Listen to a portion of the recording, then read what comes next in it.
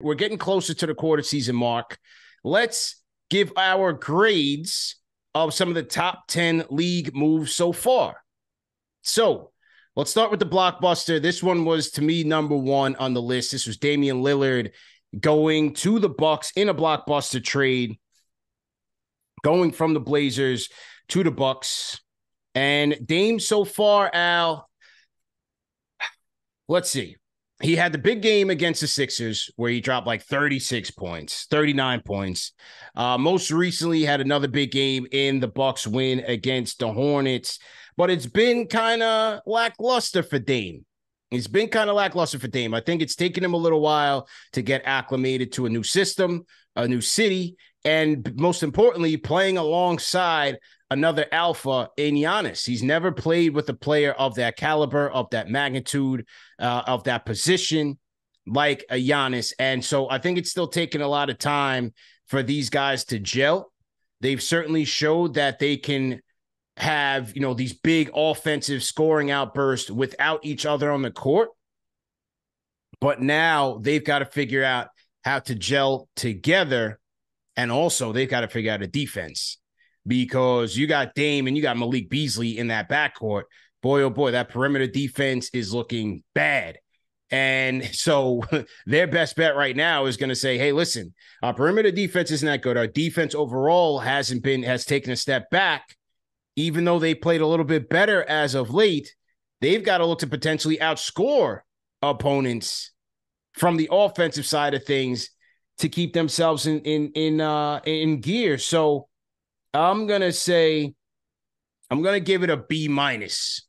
I'm going to give it a B minus. And also because I think, like, despite the fact that they're still trying to get it together and they're still trying to gain chemistry, they still find themselves in second in the East, right? I think it's like a 5-way tie for second between right now, as of the time of this recording. Everybody's at 10-5 between Philadelphia, Milwaukee, Orlando. I believe there's another 2 teams in that mix. So despite a rocky start and question marks, they're still right there. And so they still have the talent that will get them far enough, but how they gel together and how they play defense will ultimately determine just how good the Bucks can be. So far, I'm going to give it a B minus. I'm still going to give it a B minus. That might be a little high. I should go with a C. But like I said, given the fact that this stage in the game, they're still over 500. They're in second place. I'm going to give it a B minus for right now. Dame, who's your next guy? My next guy is James Harden, man. So not great to start off the James Harden era for the Clippers, right? They were on a terrible losing streak. The lineup was one of the worst lineups in the NBA. Now, I get it. You add a new player into a very top-heavy team where you have now 4 superstars, so it's going to take time to gel. They didn't have an offseason together. They're doing all of this on the fly, all right? And they lost 6 games under James Harden once he first got there. Then you had Ty Lue and Russell Westbrook agreeing that West would come off the bench. And since he's come off the bench, the Clippers have now won 3 games. One against the Rockets, which is a tough opponent based on how they're playing the season. The next 2 games were against the San Antonio Spurs. Still not a fan of the trade. I don't like how everything has changed for the Clippers, because I thought they were rolling to begin the season. They had one of the best lineups prior to the James Harden trade. Now you have James Harden there. They haven't really, outside of being the Rockets with James Harden, you beat the Spurs twice. Not really impressive. You should beat them with the amount of talent that you have. So I don't really count those wins as anything great. Like, you won. Cool. A win is a win, whatever. But at the end of the day, this team is now about winning a championship. I don't think they're going to be able to win a championship with the way that this roster is playing. I don't really like the way James Harden has started off the season. I think he needs to be more. I get that everything has to run through him, but I think he needs to be more of a facilitator than he's ever been in his life and start moving off ball like he was back in the OKC days. I don't know if that's even possible, but with how you have PG, who is off to a good start, you have Kawhi on that team as well. I just don't like how this team is set up.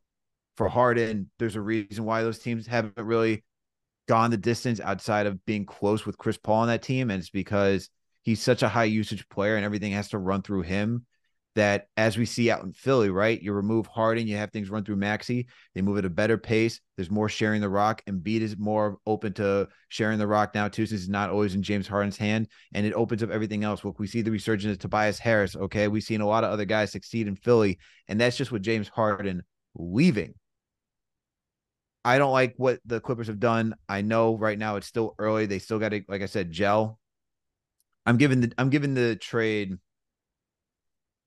a C- as of right now for how early it is. Like, okay, you lost 6 games, you lost to the Nuggets, you lost to the Knicks.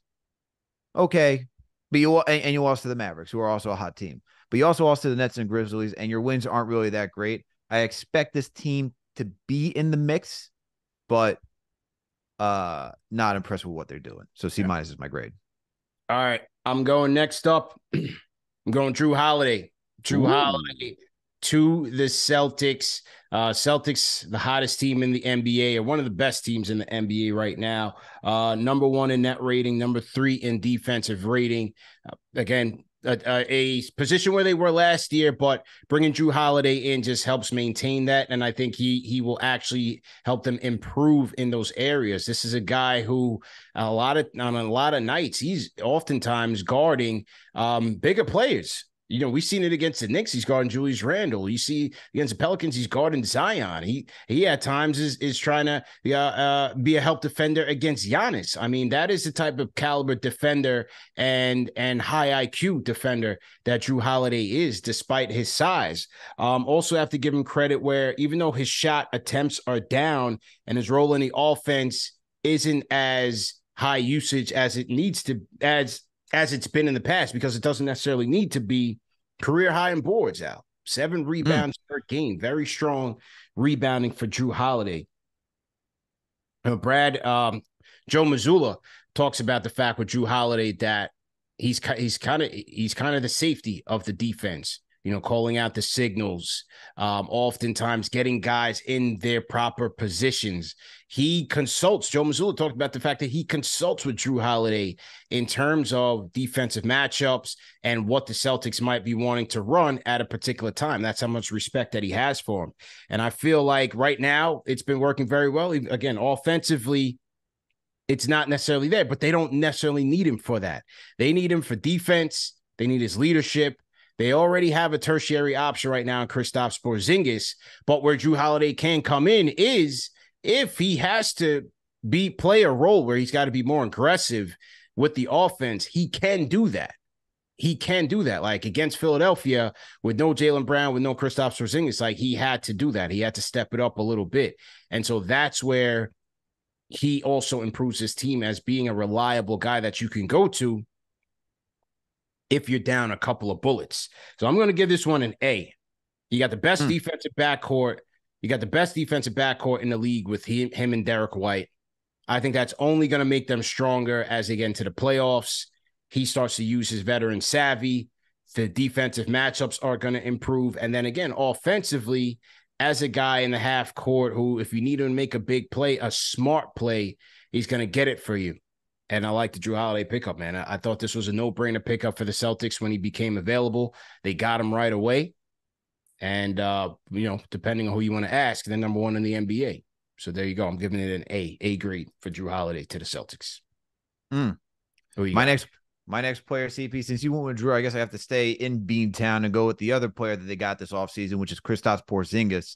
And look, I didn't think it would be this good, but also they didn't have Jrue Holiday once the trade went down. So getting Jrue Holiday has definitely changed the outcome for the Boston Celtics. But Kristaps Porzingis, man, talk about a resurgence for his career.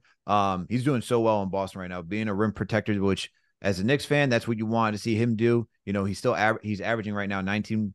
It's averaging close to 20 points per game. He's shooting well from the field in general. He's shooting over 55%, which is a career high for him right now. 3-point percentage needs to jump up a bit. He's only shooting about 33%.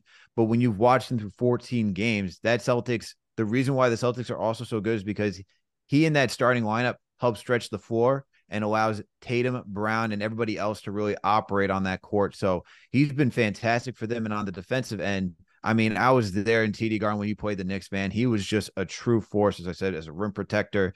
It's insane. It's absolutely insane what the Celtics have going on right now. The Celtics are so good, CP. Going to cleaning the glass, when it comes to differential, they are fourth right now in differential with a plus 28.2. It's insane how effective the Jrue Holiday, Derek White, Jaylen Brown, Jason Tatum, Kristaps Porzingis lineup is. It's devastating, which is why they're, as you noted, number one in the East. They're just that good. So Kristaps Porzingis has been what the Celtics wanted, right? Because I understand with like Robert Williams out there, they wanted to go traditional, but it didn't help Jaylen and Tatum really thrive getting into the paint, because both those players, while they can attack the rim and they're strong and they're able to do so, it wasn't at the rate that Brad Stevens envisioned. So getting Kristaps Porzingis is just help in those ways. So I'm going to gotta give it an A-, man. Gotta give it an A-, because look, for them, it all comes down to championship. It comes down to the championship. So like, as of right now, they look great. But they got to win it all for it to be an A. Okay. All right. There you go. There you go. My next pick, Al, we're going to bring Fred VanVleet to the stage. Fred VanVleet, front of the congregation. Fred VanVleet brought into this Houston Rockets team. Houston 7-6 right now. VanVleet, a big ticket item, free agent pickup for the Houston Rockets at 40 bags per year. After they got Ime Udoka as their head coach, they needed a floor general. They had money to spend, and they had to spend it, and they spent it in the right place. They went out and they got a champion, a gritty, undersized but gritty point guard in Fred VanVleet, and he's been just what the doctor has ordered for them. 16 points per game so far for VanVleet. How about this, Al? Career high, 8.8 assists and to 1.6 turnovers. So he's been a dynamo with the rock in his hands, an excellent floor general for them, shooting 37% from downtown on damn near 9 attempts, 8.5 attempts. Incredible for Fred VanVleet. He's a player that can play on ball. He can play off ball. He can get the offense in order. The Rockets, 9th in the NBA right now in points per play in the half court. You know where they were last year? Where? 30th. Couldn't get themselves organized. That's partly Fred VanVleet's influence in just getting them organized, being able to control the pace, and being an adult in the room. We just talked about that situation in Washington.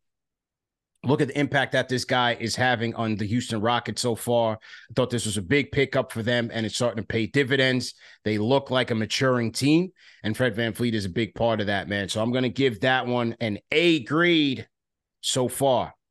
Rockets 7-6, VanVleet cooking. 8.8 assists. Good job by him, man. Great job by him. Giving it an A grade. My next player that I'm going to, CP, is going to be Bradley Beal. If there was ever a player, if I was a professor, if there was ever a player I could give it incomplete to, this would be the first on my list. But I will give it a grade. Yeah. Man. I don't even know where to go with this, man, because, look, he's supposed to help the Suns. He's supposed to be part of that big three. He's supposed to help them be the scoring juggernaut, and he has only played, CP, 3 games. And in those 3 games, he has been underwhelming, to say the least. Okay? He has averaged, in his 3 games, CP, against the Chicago Bulls, which was the Suns barely escaping an overtime win against the Bulls, 116 to 115. He scored 13 points, went 3 of 12 from the field, shooting 25%. Next game he played was against the Los Angeles Lakers. In 32 minutes, he could only muster 9 of 17, shot well from the field, 24 points, not bad. But I'm expecting more out of him, considering he's supposed to be this dynamic scorer. And then to follow it up against OKC, 30 minutes, gets you 15 points, shoots 35%. It's been underwhelming, to say the least. I mean, now he's out for another 3 weeks. What was it, from last week or 2 weeks ago? So we're not expecting Bradley Beal to be back, but this has been the case with him when he was out in Washington, is that he's been so injury prone. He can't stay on the court. You have no idea how he could impact the team since he hasn't been on the court for that long. And this is where it's just been, he's had an underwhelming career, man, because it was supposed to be him and Wall taking the Wizards to another level. And then it was supposed to be him and Westbrook. That only went so far. You get KP and Kuzma out there. There was discussion that they want to run it back. That didn't happen. And now you're out in the Suns and you're barely helping this team. And granted, the Suns are still, as of right now, if the season were to end today, Suns would be 5th in the Western Conference with a 9-6 record with no help to Bradley Beal. So I don't know, man. If I'm Phoenix, you're okay because you have Kevin Durant and you have Devin Booker. But with Kevin Durant, he's going to miss some time at some point. That's just kind of been his career as of right now. And Devin Booker, look, he missed some time to begin the season too. And if you're relying on those three guys to be to help you get to the promised land, it's a tall order. But as of right now, man, I would love to give him an incomplete. But I'm going to give the Bradley Beal trade and just acquisition. I got to give it a D, man. I can't give it an F because Suns are still 9-6. He hasn't played enough. I can't just fail him outright. But I'm giving it a D because you didn't really need him. You could have kept other players. You could have had others that you could have kept that you lost in free agency. Not great, man. Not great. Not great at all. Not great at all. Okay, next one I'm going to go to. Once again, salute to everybody in the chat. Hit that thumbs up button for you boys. CP and Alex on the 1s and 2s. Stay tuned for our prize picks of the day. So you guys have a chance to win some money. PrizePicks.com, promo code MBAR, not KFTV. I'm on the wrong channel. PrizePicks.com, promo code MBAR for an instant deposit match of up to $100. Next up, Al, CP3 to the Dubs. We open the show with CP3. We're back grading the CP3 deal so far. And so far, it's been kind of a mixed bag.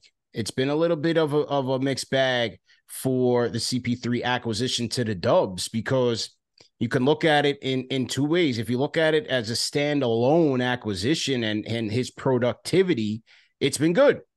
It's been good. I mean, he's averaging 6.6 assists per game as a reserve, which is dynamic numbers, outstanding numbers. 7 and 6 off the bench as a reserve, a plus minus of plus 9.2 on the Warriors. And that's fantastic. The problem is that they're not winning games. And that's the issue. Is that a CP3 issue? Not necessarily. They are 7-9 on the campaign. I think CP3, look, he's been brought in to be the floor general, to control the game, to be that guy, that pace setter off the bench, and he's been that. And this Warriors bench is one of the best in the NBA, I believe, because of CP3's presence. But how does that uplift the entire team? It hasn't just yet. There's so many factors that play into it. The durability issues between Steph and Draymond. You have Klay Thompson's ineffectiveness. Andrew Wiggins has been highly up and down, highly inconsistent. So they've got a lot bigger issues than CP3. I don't necessarily think he's the main part of their problems. I definitely don't see that, but I don't think his contributions to the team have been felt enough to offset their deficiencies. So it's an interesting trade to grade. The duo of CP3 and Steph Curry are -2 together, net rating on the court right now. With Klay, they're -6.8 on the court together, the three of them on the court together. However, without CP3, the duo of Steph and Klay are -12.9 on the court without CP3 in the court. It hasn't been the best, but without him, they haven't been good. It's been worse without him. And so again, you have all this together, you put all this together. And this was another interesting one, CP3, just his overall impact. When he's on the court, they've got a 13% turnover percentage. When he's off the court, it's 17th. That's a big enough jump. When he's on the court, they go from 5th. And when he's off, it's at 29th. Sheesh. Oh, so talk about being in control of the game, taking care of the ball, and getting the offense in order. That's CP3. So overall, how do you grade this deal? I mean, I got to give it a C right now, just because they're still trying to get it together. But it's not all on him. It's not all on CP3. He's been doing very well in his role for them. I just think there's so many deeper issues with this team that he can't solve them, And age, durability, lack of a big man depth. I think those are some bigger issues than CP3 right now. So I'm gonna give it a C. Okay, give it a C. Exploding Daisy says C. Yeah, I'll give it a C, man. Who you got? My next player is Marcus Smart, man. Okay. Talked about KP going to Boston. In that whole deal was Marcus Smart going to the Grizzlies. And, we discussed it on the show. You lost the heart and the soul of the Boston Celtics. He was the longest tenured guy. And then without that, how were they able to bounce back? Once again, that was before they got Jrue Holiday. For what the Celtics need, they upgraded. No doubt about it. For Grizzlies, I like this move because you get a veteran presence, a guy who's been in the playoffs, a guy who's played at the highest level. Even though he didn't win an NBA championship in Boston, he's been to enough playoffs and has enough experience that he could bring some veteran leadership to a Grizzlies team that needed some sort of North Star, that needed some sort of guidance outside of their head coach. And that's why I like this move. Also thought that he could help maintain the ship while Ja Morant was out. Unfortunately, that hasn't been the case, right? And now a week ago, he was declared that he was to be out for 3 to 5 weeks due to an injury. And so now you see Memphis still starting to just go down the drain, man. They're in a spiral right now. They're not doing well. But while Marcus has been there, he was playing his game before the injury.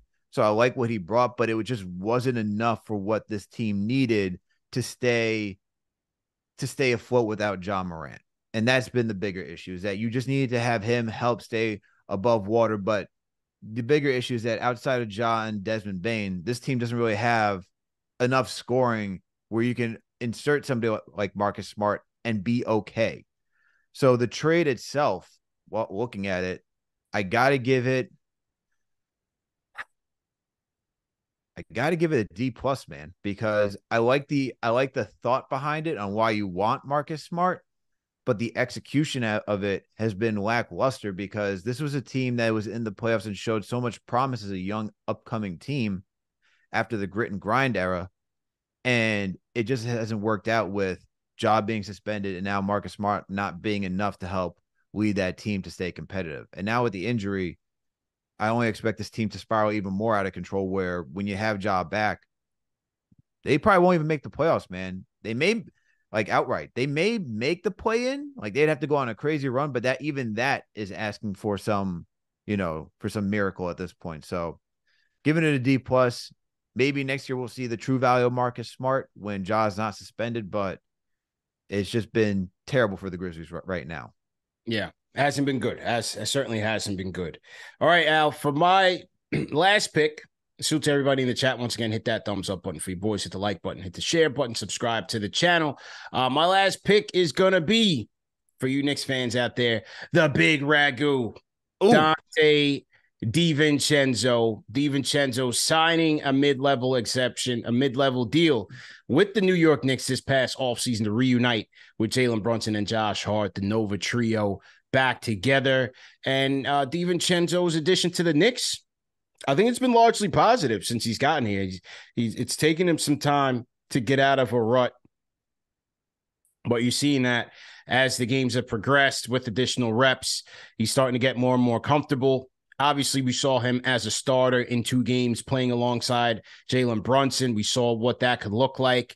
He had 14 points, 4 rebounds in 25 minutes in the win over the Wizards, and then 25 points, 3 rebounds, 3 assists, and a block, 3 steals in the win over the Hornets, where he shot the ball 70% from downtown. He was incredible from downtown, 7 threes, and then the 25 points. Now, the next out against the Minnesota Timberwolves wasn't all that great. But overall, I think, DiVincenzo is giving the Knicks bench a much needed lift in terms of helping them from 3-point percentage, being an excellent on-ball defender. His steals he's maintaining his steal rate, which I think is another great thing for them. to be an opportunistic team, an opportunistic bench, and an opportunistic defense to help get easier buckets. That's when they're at their best. When they're in transition, they're playing fast. That's why I like that lineup with DiVincenzo and Quickly and RJ Barrett, Josh Hart, and Isaiah Hartenstein, because of their ability to get after it, push the pace, and also facilitate. You have guys who can get boards, push the break, run the break by themselves, and also facilitate. So DiVincenzo so far, I think it's been a big pickup. I know a lot of Knicks fans want to see him starting over Quentin Grimes. Will we see that? I'm not so sure. I don't think so, but it's still a long season. But so far, I think we've seen, especially over the last week or two, what DiVincenzo, I guess, his potential with this team. I think you're seeing it. Well, by a couple of those signature DiVincenzo games, you're seeing how he can help this team, and he's looked good so far. So I'm going to give it a B- so far. DiVincenzo with the Knicks. I'll give it a B-. My last guy, CP, is Jordan Poole. Oh, and we already discussed this guy, so I don't want to have to rehash the entire thing because we heard how KG feels about him, and he's not too far off in how I feel about, like, I guess, the energy that he would bring for the trade that went down for Washington. I don't want to say he shouldn't be in the league, but I am disappointed by how things have played out in Washington so far. So, as we discussed earlier, he's supposed to be that next guy next to Kyle Kuzma to help lead this team. He's not doing that. His shooting has been down from what it has been in previous years. The effort wanes throughout a game. Some days he can be, he'll try and then he'll just lose the focus as the game wears on. You can't have that man as a guy who wants to show that he belongs in this league, and that, you know, for a guy who called like pool party, part of that Splash Brothers unit, man, to show that he was a top scorer and should be revered as one in this NBA, in this league. It's just been a disappointment for the Wizards, man. And if I'm grading this trade, I'm giving this. This is tough because F. Like, you say F? You say an F? Yeah. I can't do that yet, your man. grade. It's still too early for me. I'm giving it a D. Okay. D-. KG wants him out the league. We'll give him Did those even exist in school? A D-? Did they even exist in school? Yeah, once you got the D, it was like, all right, man. Pause. Oh, man, pause. Oh, wow. Almost got myself out of there. Wow. Whoa. Yes. Plague 3. Ain't a good grade for Mr. Jordan Poole. All right. Yeah. So, yeah. Well, 2-12 for the Washington Wizards. Hasn't been spectacular for this team. Out of there.